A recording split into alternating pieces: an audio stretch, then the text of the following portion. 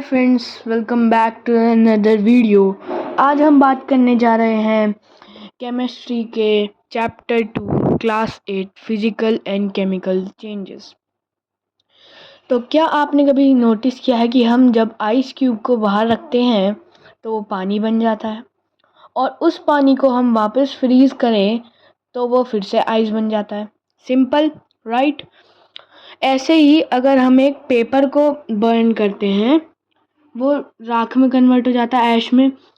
हम उसे वापस पेपर में कन्वर्ट नहीं कर सकते। सो यही हम बात करने जा रहे हैं। So let's start. Classifying transformations. So transformation यानी चेंजेस कैसे होते हैं। पहला होता है physical change. Changes in appearance और state without altering the chemical identity of the substance. Physical changes वो होते हैं जिसमें हम किसी भी चेंज में किसी ऑब्जेक्ट की अपीयरेंस चेंज करते हैं, उसकी केमिकल आइडेंटिटी चेंज नहीं करते। इसकी डेफिनेशन है, अ physical change is a change in which the form or appearance of an object alters but the chemical composition remains same. No new substances are formed during a physical change. ये ज़्यादातर reversible होते हैं, मतलब कि उन्हें वापस जो चीज़ बनी है उसे वापस उस चीज़ में लाया जा सकता है। जैसे कि मैंने एग्जांपल दिया था आइस क्यूब का, ऐसे ही। So chemical changes where molecules rearrange to form entirely new substances with new properties. Chemical changes वो होते हैं जिसमें कोई भी नई सब्सटेंसेस बनती हैं, पर नए मॉलिक्यूल्स नहीं बनते, बस मॉलिक्यूल्स रीअरेंज होते हैं। सो इसकी डेफिनेशन है, a chemical change unlike a physical change results in formation of one or more new substances with properties different from the original substance. ये जो केमिकल चेंजेस होते हैं उसे हम केमिकल रिएक्शंस भी बोलते हैं। और इन दोनों ही तरह के चेंजेस में, चाहे वो फिजिकल हो या केमिकल, तो दोनों ही चेंजेस में कोई भी नए मॉलिक्यूल्स, नए एटम्स नहीं बनते। बस मॉलिक्यूल्स केमिकल चेंज में तो रीअरेंज होते हैं, फिजिकल चेंज में मॉलिक्यूल्स का कुछ काम ही नहीं है, मतलब कोई मॉलिक्यूल्स में चेंज ही नहीं होता। ये फॉलो करते हैं law of conservation of mass. Law of conservation of mass states that mass is neither created nor destroyed. So, first we will be talking about physical changes. Changes that do not create anything new. जो कोई भी नई चीज नहीं बनाते. What is a physical change? Definition: a change in which form or appearance of a substance alters but its chemical composition remains the same. एक change जिसमें किसी चीज़ की फॉर्म या अपीयरेंस चेंज होती है, केमिकल कंपोजिशन में कुछ भी चेंजेस नहीं आती। फॉर्म और अपीयरेंस से मतलब शेप चेंज, जैसे सॉलिड से स्टेट ऑफ मैटर चेंज हो सकता है, कलर चेंज, ऐसे। की indicators: no new substances form, ये पॉइंट्स है। नो न्यू सब्सटेंसेस फॉर्म, कोई भी नई सब्सटेंस नहीं बनती। The identity of the molecules remains identical before and after the change, कोई चेंज होता है जो पहले जैसा था वो बाद में भी वैसा ही रहेगा, बस शेप कलर इनमें चेंज आ सकते हैं, फिजिकल प्रॉपर्टीज में। केमिकल प्रॉपर्टीज में कोई चेंज नहीं होता। एक्टिविटी 1। सो हम एक एक्टिविटी करेंगे, डिजॉल्विंग सॉल्ट। सो पहले प्रोसेस, हमें एक स्पून फुल कॉमन सॉल्ट लेना है जिसे हम वाटर में मिलाना है। जैसे कि यहाँ पर मैं एक बीकर ड्रॉ करता हूँ। ये बीकर है, इसमें पानी है, इसमें हमने सॉल्ट डाल दिया और फिर ये सॉल्ट को हमने मिक्स कर दिया और फिर ये मिक्स हो गया, ये बिल्कुल होमोजेनस हो गया, मतलब फिजिकल चेंज हो गया। फिर हमें इसे हीट करना है, यहाँ पे नीचे बर्नर हीट करना है, ये हीट होगा। फिर धीरे धीरे इसमें सिर्फ सॉल्ट बचेगा, जो पानी होगा वो हो जाएगा इवेपोरेट, पानी इवेपोरेट हो जाएगा। और जो लास्ट में बचेगा वो प्योर सॉल्ट होगा, जो हमने मिक्स करा था। White residue is left behind, this residue test salty, is still salt, वो NaCl ही है, क्योंकि NaCl का लिक्विफिकेशन पॉइंट बहुत आगे होता है वाटर से। वाटर इवेपोरेट हो गया, सॉल्ट रह गया।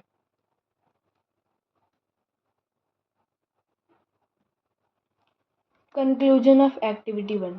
एक्टिविटी 1 का conclusion, no new substances form, same physical change की प्रॉपर्टी।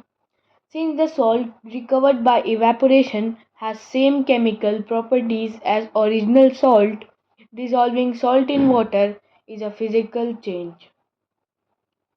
Zero substances form, वही सब्सटेंस थी वही रह गई, पानी इवेपोरेट हो गया। तो एक example, change of state, melting of ice. When ice melts into water, ice होगी वाटर में, it absorbs heat.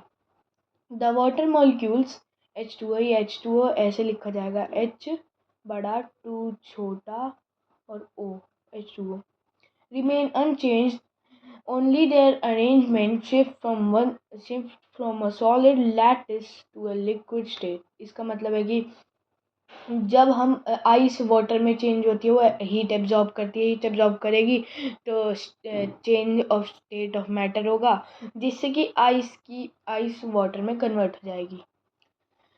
Reversibility, liquid water can be frozen back to ice by removing heat. Liquid water जो है frozen back हो जाएगा ice में जब हम heat हटा देंगे, मतलब हीट ले लेंगे उससे। इसकी एक और प्रॉपर्टी है, चेंज इन शेप। एक example, stretching a rubber band. Stretching alters the shape and length of the rubber band. However, the rubber material remains chemically identical.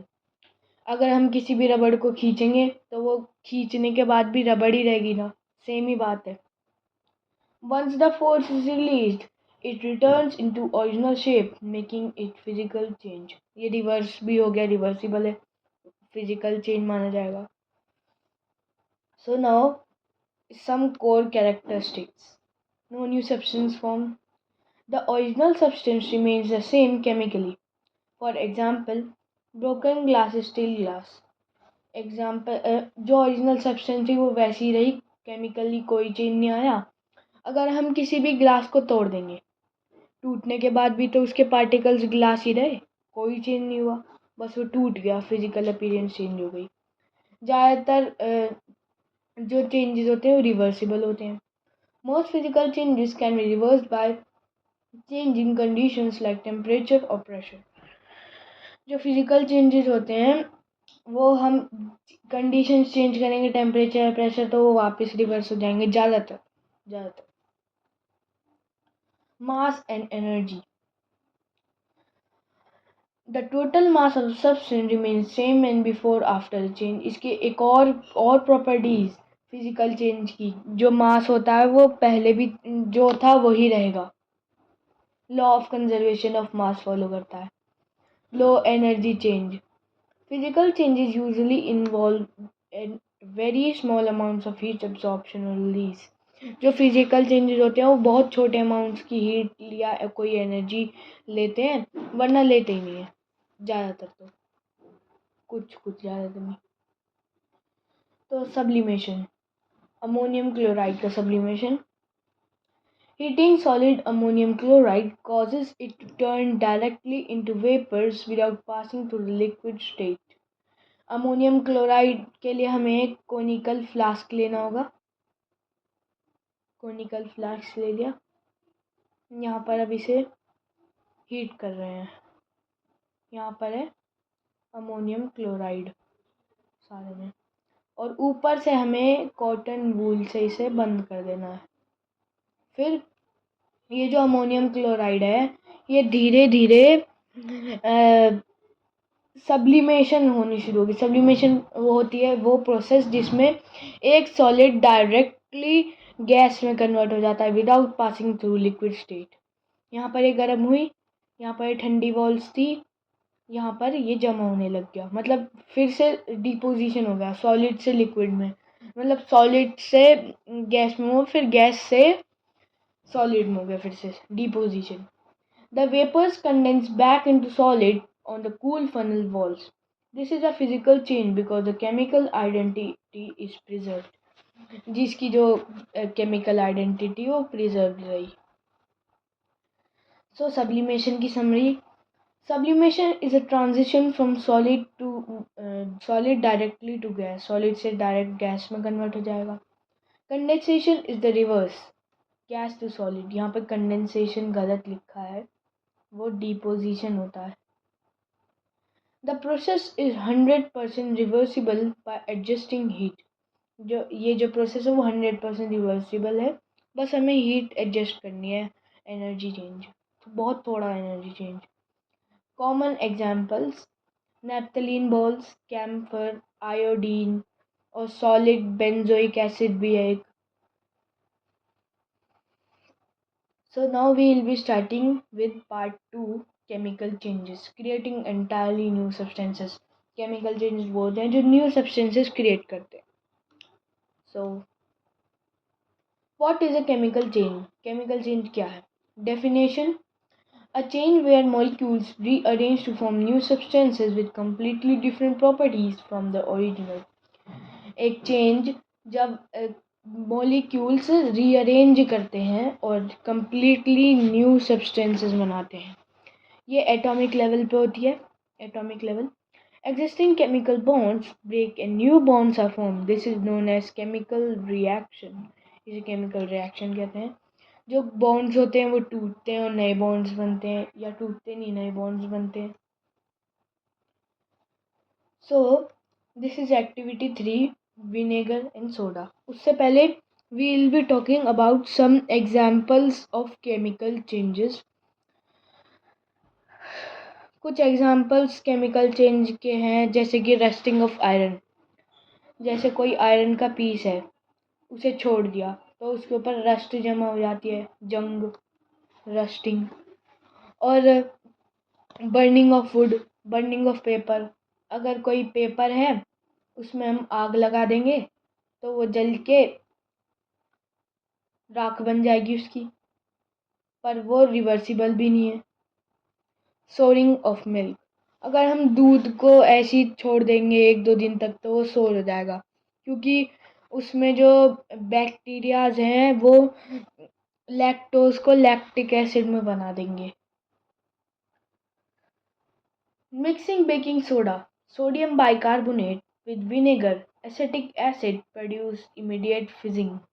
उससे फिजिंग होती है एसिटिक एसिड और सोडियम बाइकार्बोनेट को एक साथ रखने से। The fizzing indicates the production of carbon dioxide gas, which can inflate a balloon attached to the bottle neck. अगर जैसे हम कोई बॉटल लेंगे उसमें हम सोडियम बाइकार्बोनेट और ऊपर से एसिटिक एसिड डाल देंगे और फिर जल्दी से, बहुत जल्दी से एक बैलून लगा देंगे यहाँ पे, तो बैलून फूलने लग जाएगा, वो बैलून फूलने लग जाएगा, वो बैलून फूलने लग जाएगा। तो हम आगे चलते हैं। हम अब बात करेंगे केमिकल इक्वेशन के बारे में। तो सबसे पहले केमिकल इक्वेशन होती क्या है? केमिकल इक्वेशन वो होती है जिसमें हम इंडिकेट करते हैं कोई रिएक्शन हो रही है, वो दिखाते हैं कि रिएक्शन हो रही है। तो सबसे पहले ये एक एग्जांपल दे रखा है, NaHCO3 + CHCOOH is equal to CH3COONA + H2O + CO2। यहाँ पर यहाँ पर Na इधर आ गया, यहाँ पर था Na, फिर Na यहाँ पर आ गया। ये रीअरेंज ऑफ मॉलिक्यूल्स है जो कि एक केमिकल चेंज है।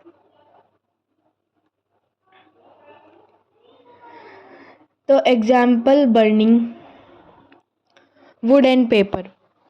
Burning produces ash, smoke, and heat. The ash cannot be turned back into paper or wood. जब हम किसी चीज को जला देंगे तो वापस उस राख को उस चीज में नहीं बदल सकते. Chemical change का example. New substances like carbon dioxide and water vapor are released into air. जो आग लगेगी उसमें से कार्बन डाइऑक्साइड निकल जाएगी और वाटर वेपर निकल जाएगी एयर में. Formation of new substances.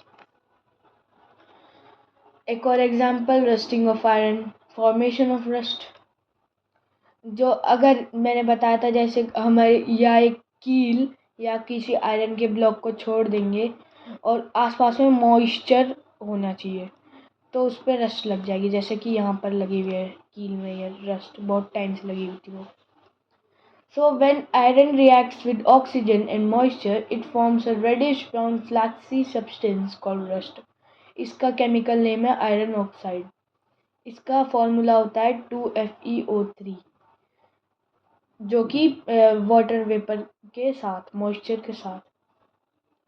तो इसमें क्या होता है 4Fe प्लस 3O2 ऑक्सीजन और आयरन और साथ में ये x कोई भी नंबर हो सकता है, साथ में मॉइस्चर बनाता है 2Fe2O3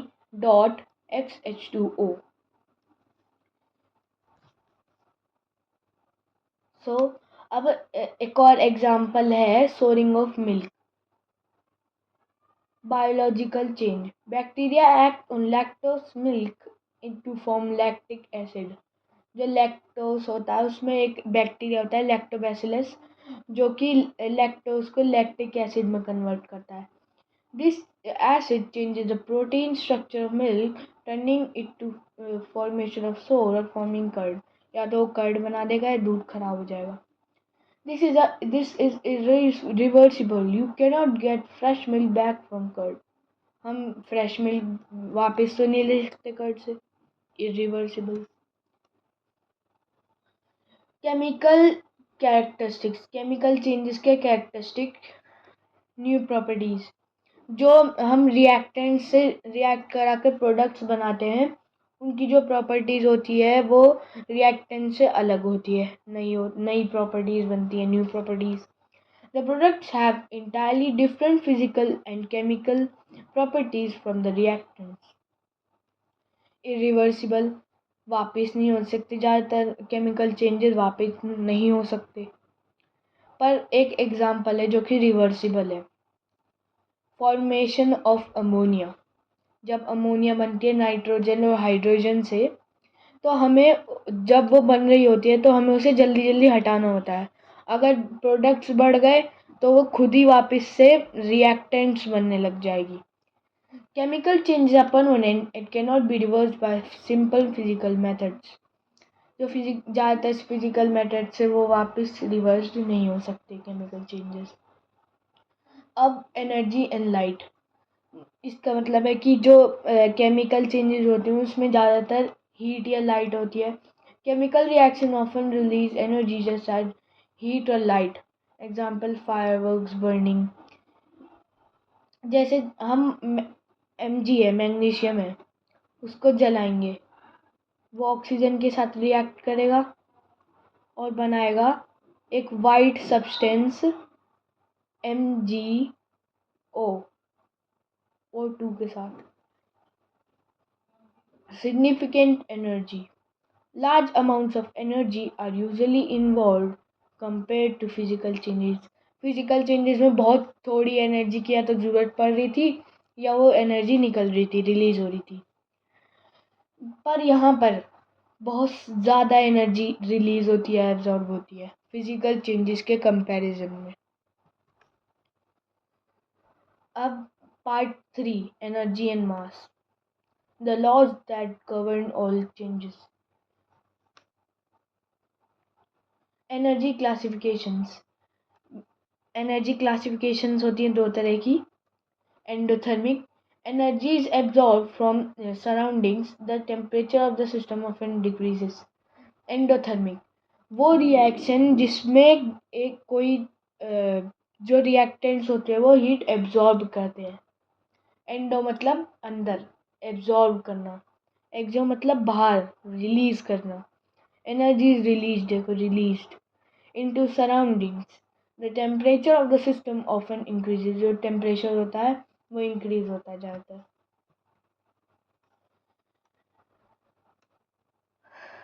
कूलिंग इफेक्ट, ये एक्टिविटी 4 है, कूलिंग इफेक्ट।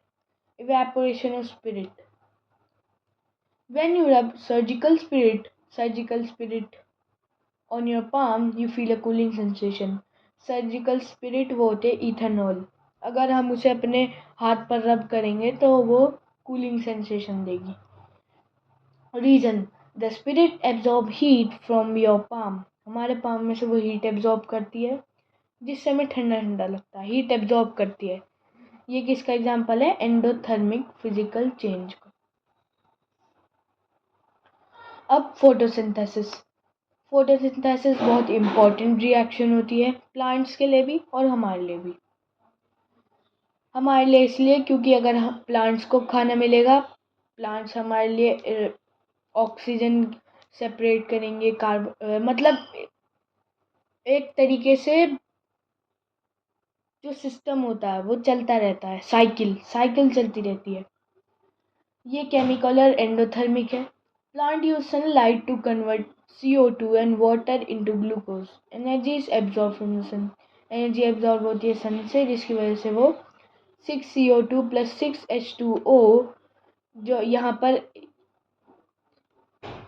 हीट नहीं, लाइट यहाँ पर एनर्जी लिखी जाती है एरो पर, लाइट यहाँ पर लाइट लिखा, और क्लोरोफिल की मदद से वो लाइट एब्जॉर्ब करता है। तो उसने बनाया 6CO2 और 6H2O से C6H12O6, ये है फॉर्मूला ग्लूकोज का। और 6O2 बनाई, ऑक्सीजन बनाई, सेपरेट करी ना इन दोनों में से, इसलिए इम्पोर्टेंट है। तो अब लॉ ऑफ कंजर्वेशन ऑफ मास, मैंने पहले बता दिया था। लॉ ऑफ कंजर्वेशन ऑफ मास वो होता है जिसमें लॉ एनर्जी जो होती है वो कंजर्व होती है, एनर्जी भी कंजर्व होती है, वो होता है law of conservation of energy. और एक और होता है law of conservation of mass, जिसमें कि वो स्टेट करता है कि टोटल मास ऑफ रिएक्टेंट्स और total mass of product same होता है, equal to. Atoms are neither created nor destroyed during a chemical reaction, ये बताता है कि एटम्स ना क्रिएट होते हैं ना ख़त्म होते हैं केमिकल रिएक्शन में, बस रीअरेंजमेंट होता है। They are simply rearrange to form new substances, वो सिंपली रीअरेंज होते हैं नई सब्सटेंसेज बनाने के लिए। तो अब हम करेंगे comparison, ultimate comparison. Property, new substance physical chain में नहीं बनती, केमिकल चेन में हमेशा बनती है। ये टेबल बहुत इंपॉर्टेंट है, हमें पता होनी चाहिए। रिवर्सिबिलिटी, यूजुअली रिवर्सिबल, ये ज़्यादातर रिवर्सिबल होते हैं, ये ज़्यादातर इरिवर्सिबल होते हैं। एनर्जी चेंज लो या नेग्लिजिबल, थोड़ा या बिल्कुल नहीं, और यहाँ पर ज़्यादा और बहुत ज़्यादा। मास, टोटल मास कांस्टेंट, यहाँ पर मास कांस्टेंट होता है, यहाँ पे मास कांस्टेंट होता है, क्योंकि लॉ ऑफ कंजर्वेशन ऑफ दोनों चेंजेस में होता है। तो थैंक यू एवरीवन। अगर आपको कोई क्वेश्चंस हो तो आप कमेंट्स में पूछ सकते हैं, you can ask in comments. Thank you for watching. Don't forget to like and subscribe. Science is simply common sense at its best.